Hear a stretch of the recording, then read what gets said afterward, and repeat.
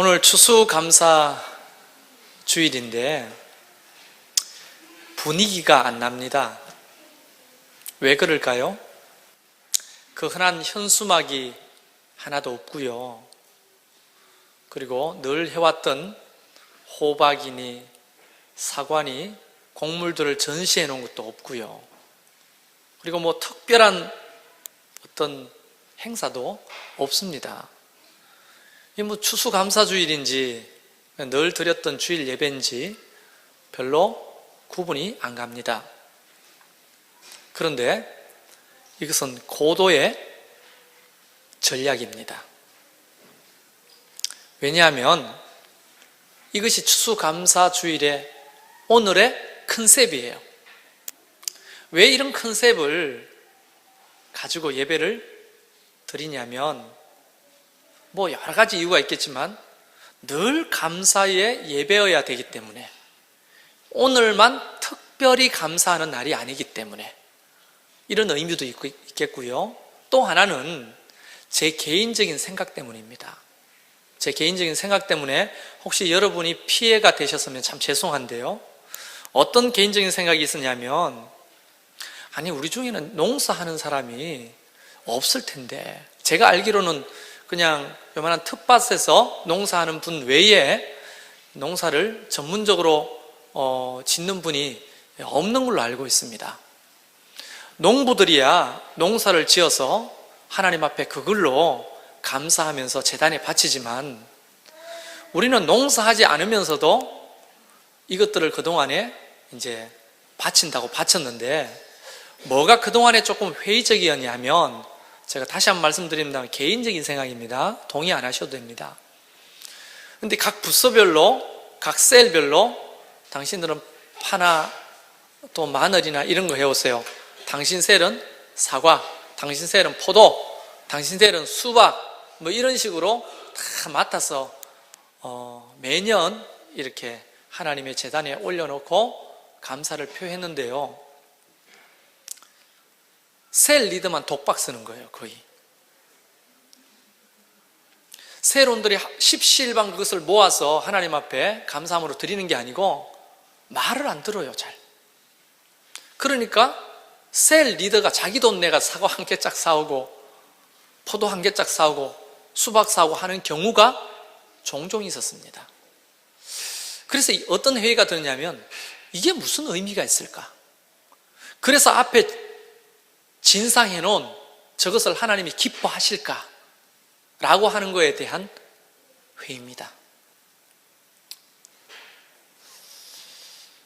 물론 그렇게 하나님 앞에 올려드리고 하는 거 앞으로도 안 하겠다는 말이 아니고, 이번 해 추수감사주일은 그런 거 아무것도 없이 정말 좀 깊이 있게 하나님 앞에 뭐가 감사한지를 좀 묵상하고 생각해보는 시간이라도 갖는 게 더 소중하겠다, 이런 생각이 들었던 겁니다.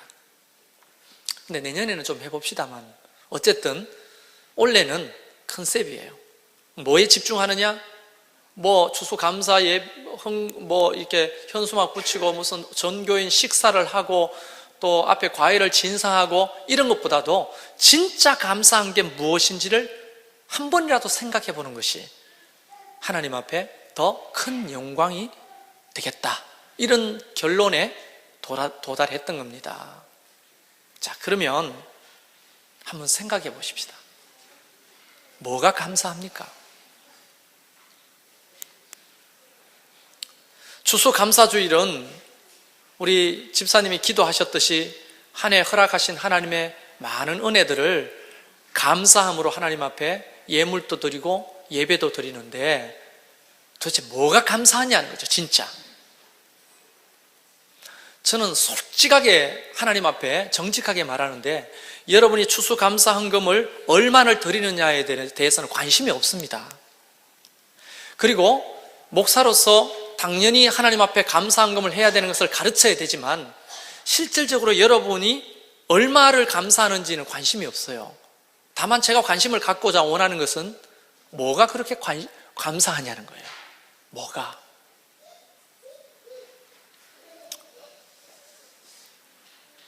여러분, 뭐가 감사하십니까? 건강하게 해주신 거 감사하죠. 실업률이, 청년 실업률만 100만 명이니 일할 곳이 없고 비정규직으로 힘들게 일하는 그런 세상 속에서도 좋은 직장을 주신 거 감사하죠. 가정 주신 것도 감사하고 자녀 주신 것도 감사하고, 또 교회 입장에서는 이런 좋은 교회, 또 예배당 주신 거 참 감사하고, 정말 이런 것들이 감사할 것들이지만 더 본질적인 감사를 조금 더 회복하면 좋겠다라고 하는 생각이 드는 겁니다. 자, 예를 들면 이겁니다. 우리가 부모 앞에 감사한다고 생각해 봅시다. 부모님한테 감사한 것 중에 어떤 것이 감사합니까? 아이들한테 물으면 키워주셔서 감사하죠. 먹여주셔서 감사하죠. 공부시켜주셔서 감사하죠. 이만큼 자라게 해주셔서 감사하죠. 다 옳은 말인데 좀 더 본질적인 감사를 한번 찾아보자. 그러면 저는 최성열 어린이는 이런 감사를 본질이라고 생각합니다. 나를 이 땅에 태어나게 하신 부모님, 그게 본질적으로는 너무 감사합니다. 물론 이런 분들도 계시겠죠. 부모 잘못 만났다고 생각하고 왜 태어나가 이런 개고생을 해야 되는지 모르겠다고 원망하시는 분들에게는 도대체 그런 감사가 아니라 도리어 원망이 되겠지만, 근본적으로 따지면 이 하나님이 창조하신 자연 만물을 누리고 보고 살아간다는 이 이유는 부모님을 통해서 내가 이 땅에 존재하기 때문에 그 자체가 너무 감사한 거예요. 그 자체가. 나한테 좀 좋은 거 못 먹여도, 좋은 거 못 사주셔도, 좀 가난하게 살아도 그 자체가 너무 감사한 거예요. 우리 부모님한테. 우리 부모님은 이혼하신 부모님입니다. 맨날 치고받고 싸웠어요. 불행했습니다. 저는 어릴 적에 늘 불행하다고 생각했어요. 그런데 철들어 생각해 보니까 그래도 그 부모님을 통해서 내가 이 땅에 태어났지. 참 감사하다. 우리 부모님들 참 감사하다. 이런 생각이 드는 겁니다. 마치 이것처럼 뭘 해줬기 때문에, 가지게 했기 때문에, 부모님을 통해서 뭔가 얻었기 때문에 감사한 게 이전에 내가 태어난 것이, 부모님을 통해 태어난 것이 얼마나 감사한 일입니까? 하나님 앞에서도 마찬가지겠죠. 직장을 주시고 돈 주시고 건강 주시고 자녀 주시고 주신 것 참 감사한데, 그 감사하지 않는 조건이 아니고 정말 감사한데, 그러나 본질적으로 하나님 앞에 감사해야 될 것은 바로 우리를 사랑하신 그 하나님 아버지의 그 사랑, 그거 하나만 해도 너무 감사한 거예요. 따지고 보면. 그래서 오늘 본문은 사랑은 여기 있으니 우리가 하나님을 사랑한 것이 아니요 하나님이 우리를 사랑하사, 이렇게 말씀하십니다. 여기 저는 하나 덧붙이고 싶은 말이 있어요. 이렇게 표현하면 어떨까요? 사랑은 여기 있으니 우리가 먼저 하나님을 사랑한 것이 아니고 하나님이 우리를 먼저 사랑하셨으니, 하나님이 먼저 우리를 사랑했다는 겁니다. 그 사랑은 자격 있는 자에게 주어지는 것이 아니고 자격 없는 자에게 오셔서 베풀어 주신 사랑이거든요. 따지고 보면 우리가 무슨 자격이 있어요? 우리가 되게 잘난 척하고 대단한 인간이라고 생각하는데, 우리는 하나님을 거부하고 죄로 인하여 첫 번째 인간 아담으로부터 죄가 유전되는 거예요. 그 원죄입니다. 심판받을 수밖에 없고 이 땅에서 썩어 죽을 수밖에 없고 영원한 그런 저주를 받은 그런 인간에게 하나님이 하늘 보좌를 버려두시고 이 땅에 오셔서 우리와 살아주시는 것만 해도 감사한데, 그 정도로 끝난 게 아니고 오늘 말씀에는 우리의 죄를 속하기 위하여 화목제물로 그 아들을 보내셨습니다. 그분이 이 땅에 오셔서 하신 것이 뭡니까? 우리의 죄, 우리의 질고, 우리의 고통과 연약함을 몽땅 짊어지고 십자가를 지시고 죽으신 거예요. 그 죽으심이 우리로 오늘 어떻게 해요? 거듭나게 하시고 하나님의 자녀가 되게 하시고 진노의 자녀에서 하나님 아버지의 자녀로 지옥의 백성에서 천국의 백성으로 우리를 구원하신 그 사랑이야말로 말로 다 표현할 수 없는 거죠. 그래서 바다를 먹물 삼고 하늘을 두루마리 삼아도 한없는 하나님의 사랑 다 기록할 수 없겠네 라고 우리는 늘 노래하잖아요.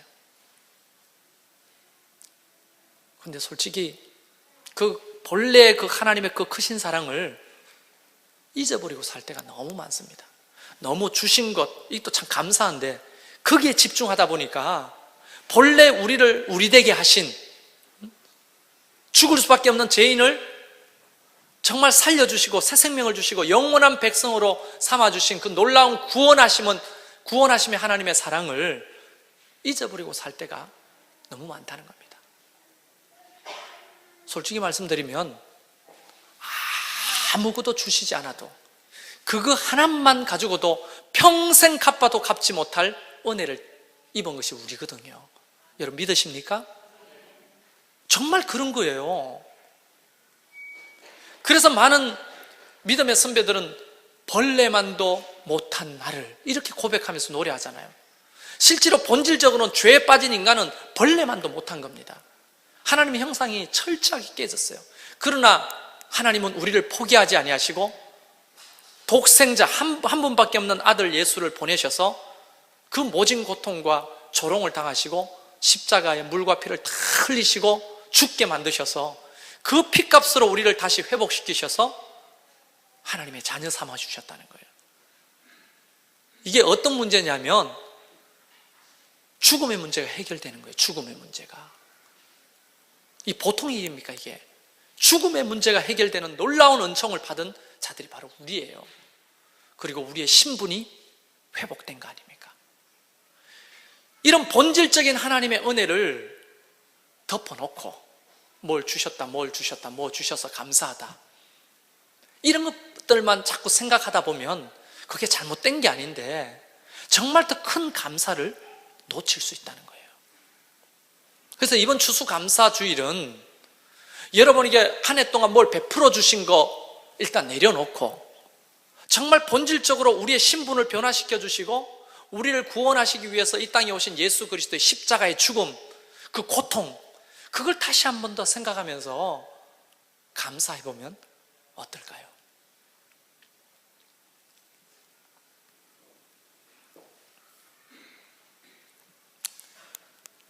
그런 감사를 다시 한 번 더 기억해내 보는 겁니다.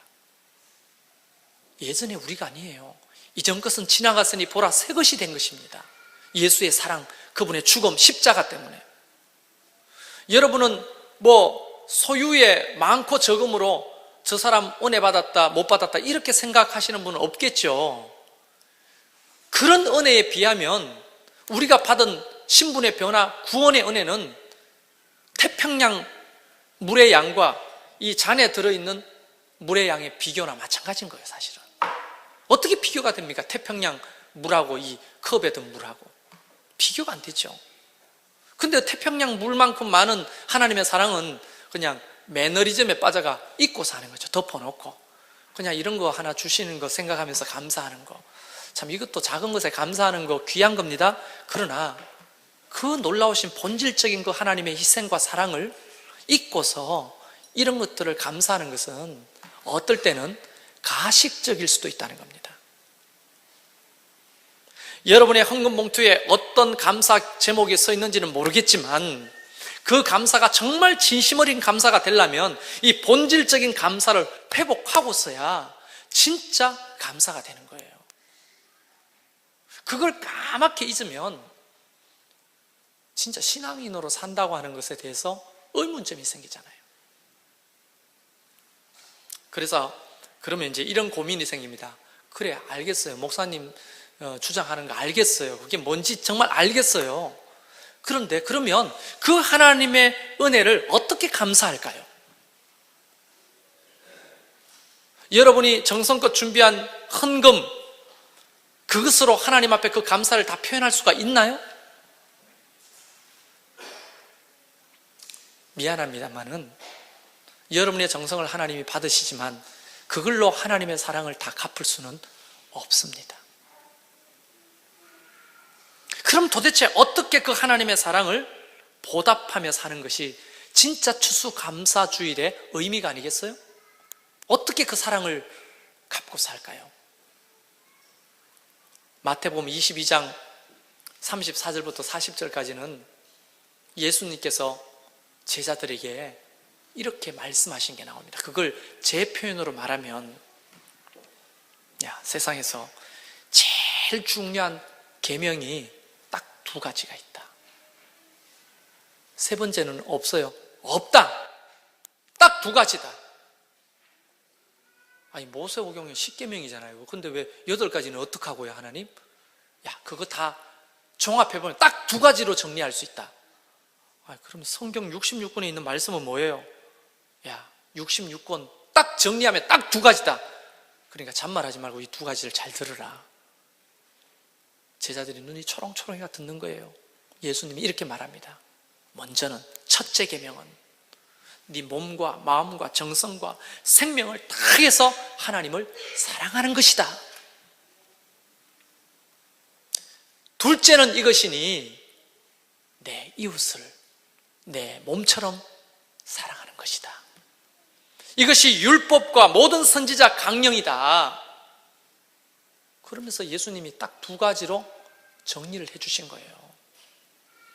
그러니까 하나님의 그 놀라우신 사랑에 보답하려면 이 두 가지를 하고 사는 것이 진짜 하나님 앞에 감사하는 사람의 태도인 겁니다. 그래서 오늘 본문에도 사랑하는 자들아, 하나님이 이같이 우리를 사랑하셨은즉 우리도 서로 사랑하는 것이 마땅하도다.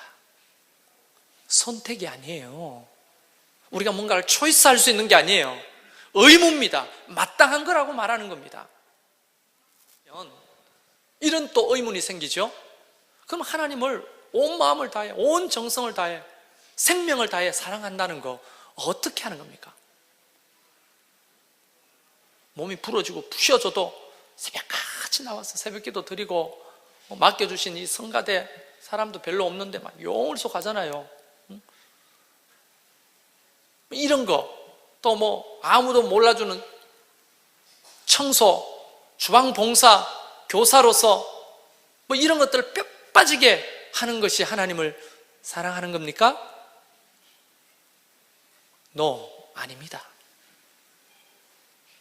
하나님은 첫 번째 계명을 수행하는 방법으로 두 번째 계명을 주신 거예요. 하나님을 사랑한다고 하는 것은 이웃을 사랑하는 것으로 하나님을 사랑하는 것을 표현할 수 있다고 말하는 거예요. 그러니까 이웃을 내 몸과 같이 사랑하는 그것이야말로 하나님을 사랑하는 방법이라는 거예요. 그건 목사님 생각 아닙니까? 아니요, 예수님의 생각입니다. 왜요? 예수님이 지극히 작은 소자에게 하는 것이 곧 누구에게 하는 것이라고요? 나에게 하는 것이다.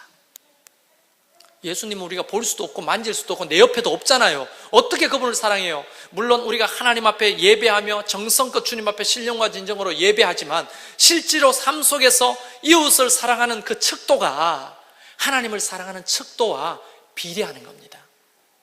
여러분이 정말 그 본질적으로 우리의 신분을 변화시켜 주시고 또 하나님의 그 놀라운 사랑을 깨닫고 그것을 보답하며 살아가는 방법은 하나님을 사랑하는 건데, 하나님을 사랑하는 건 어떻게 알 수 있느냐? 이웃을 사랑하는 것을 보면 하나님을 얼마나 사랑하는지 안다는 겁니다. 그래서 첫째 계명과 둘째 계명은 두 가지가 아니고 한 가지입니다. 동전의 양면처럼 뗄래야 뗄 수 없는 것이에요. 그래서 오늘 이 추수감사 주일날 하나님을 사랑하고 또 하나님 앞에 감사하기 위해서 우리는 이웃을 내 몸과 같이 사랑하라는 말씀을 작은 것이지만 실천하려고 하는 겁니다. 그런데 거기 보면 말씀에 내 몸처럼 사랑하라는 거예요. 여러분 조금만 아프면 쪼르륵 병원에 달려가잖아요. 왜? 내 몸이 너무 귀하기 때문에. 그러나 여러분 오늘 이 몸을 잘 사랑해야 됩니다. 그래야 남도 사랑할 수가 있는 거죠. 자기를 사랑하는 사람이 남도 사랑할 수 있는 거예요. 사실은 자기를 막 자애하는 사람은 남도 사랑할 수 없는 거예요. 자기가 너무 귀하게 생각되는 사람이 남도 귀한 줄 아는 겁니다. 자, 그런 의미에서 오늘 우리는 사랑의 장기 기정 예배를 드리려고 하는 겁니다. 한번 생각해 보십시오. 우리가 가지고 있는 신체가 다른 사람을 위해서 쓰여진다. 어떤 사람들은 이 말을 굉장히 혐오스럽게 듣습니다. 왜냐하면 유교 의식 때문이죠.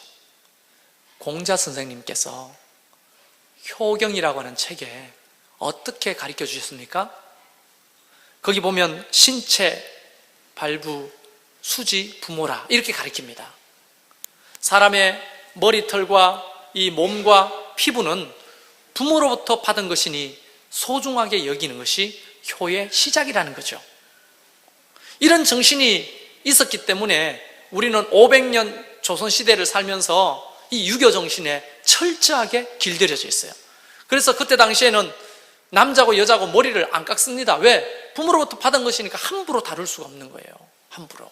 그래서 남자들도 전부 다 깎지 않고 상투를 털고 수염도 깎지 않았어요. 부모로부터 받은 것이니까. 그렇기 때문에 남을 위해서 내 몸 장기를 준다고 하는 것은 아예 생각조차도 안 하는 거죠. 그러나 한번 따져봅시다. 우리가 거저 받은 몸이잖아요. 거저 줄 수 있는 거 아니겠어요? 요즘 그 터미널이나 또 내지는 휴게소 화장실에 가면 장기 매매 해가지고 1억 3천, 뭐 2억 이런 거 보면서 와, 돈 없는 사람들 나도 장기 한 팔아먹을까? 불법입니다, 여러분. 그런 거 절대로 하시면 안 돼요. 그런데요, 이 장기가 거저 받았으니 거저 줄 수 있는 것인데 많은 사람들이 이런 신체 발부 수지 부모라고 하는 정신 때문에 내 장기를 남에게 주는 것에 대해서 꺼려하지만 따지고 보면 여러분 웃기는 얘기입니다. 왜냐? 한번 보십시다. 여러분이 기분 나쁘게 생각하지 말고 제가 액면 그대로 말씀드리겠습니다. 뭐 돌아가셨다는 표현 쓰지 않겠습니다. 죽었어요. 그러면 죽어서 여러분이 가는 곳은 1차로 어디입니까? 병원에서 일단 사망 진단서를 받아가지고 신고를 하게 되면 이제 장례 절차를 밟아가지고 많은 사람들의 70%가 요즘 화상터로 갑니다. 화상터로 가면 여러분의 각막 있어도 죄가 되고 없어도 죄가 되는 거예요. 여러분의 심장 있어도 죄가 되고 없어도 죄가 됩니다. 여러분의 심장, 췌장, 간 이런 거 있어도 죄가 되고 없어도 죄가 되는 거예요. 그래서 어떤 선교사가 그런 얘기를 하더라고요. 살 때 사랑하지 못하면 죽어서라도 좀 사랑해 보세요. 제가 반대로 말했어요. 죽어서 사랑하려 하지 말고 살 때 좀 사랑해 보세요. 우리 부모님이 효도하는 것도 죽어서 효도하는 게 무슨 의미가 있어요? 상다리 휘어지도록 그 제사상 차리면 진짜 그분이 오셔서 드신다면 나 100번이라도 하겠어요. 근데 그렇지 않죠. 살아계실 때 효해야 되죠. 우리가 살아있을 때 해야죠. 그것이 이웃을 사랑하는 방법 중에 하나라면 기꺼이 할 수 있지 않겠습니까? 근데 솔직히 이거는 좀 힘들어요. 솔직히 제가 고백합니다. 만약 제 아들이 아파요. 근데 장기를 기증해야 돼요. 그런데 의사가 이렇게 말하는 겁니다. 이 픽션입니다. 제가 만든 겁니다. 아들한테 장기를 주시면 아들은 살릴 수 있습니다. 그러나 당신은 죽을 수 있습니다. 라고 말하면 저는 절대 안 줄 겁니다. 아버지가 뭐 저래? 난 못 줄 것 같아요, 솔직히. 아는 또 놓으면 되지만 내 죽으면 끝이다. 이렇게 생각 드는 거예요. 못 줄 것 같아. 니는 줄 것 같아요? 못 줄 것 같아요, 저는. 근데 어머니들은 좀 그렇게 하시는 분들이 계시대요. 모성애가 더 강한 것 같아요. 뭐 우리 중에서 집사님이 아들을 위해 장기를 기증하신 분이 계셔요. 그런데 산다면 모르겠는데 내가 죽는다면 못 줄 것 같아요. 근데 주님은 죽음을 통해서 우리를 살리셨습니다. 근데 이 장기 기증은 하자고 하는 이거는 죽는 게 아니에요. 여러분 이거 쓰면 떨리죠? 지금 장기 기증 본부에서 목사님 오시는데 지금 수술하는 게 아닙니다. 예배 중에 눈 빼가고 간 빼가는 게 아니에요. 여러분, 이것은 쓰고 나면 여러분 요만한 카드를 주시는데 혹시 여러분이 불의한 사고로 또 내지는 병으로 돌아가실 때 병원에서 조치해가지고 이것이 나중에 돌아가신 이후에 병원에서 축출해서 다른 사람들 살리는 거예요. 얼마나 귀한 일입니까 이게. 있어도 죄가 되고 없어도 죄가 되는데 여러분, 죽어 우리가 하늘나라에 가면 하나님이 얼마나 칭찬하실까요? 이웃을 사랑하는 그 실천이 하나님 앞에 진짜 감사가 될 수 있고 사랑을 보답하는 길이 될 수 있다면 저와 여러분이 기꺼이 그 일을 감당하면 좋겠습니다. 할렐루야. 그래서 오늘 이 추수감사 예배를 통해서 하나님의 그 본질적인 사랑을 좀 보답하고 싶은데 다른 게 아니고 이웃을 사랑함으로 내가 그 하나님의 사랑에 보답하면 참 좋겠다, 이런 생각들을 가지시고 참여해 주시기를 주의 이름으로 부탁을 드립니다. 우리 이 시간 같이 잠깐 기도하겠습니다.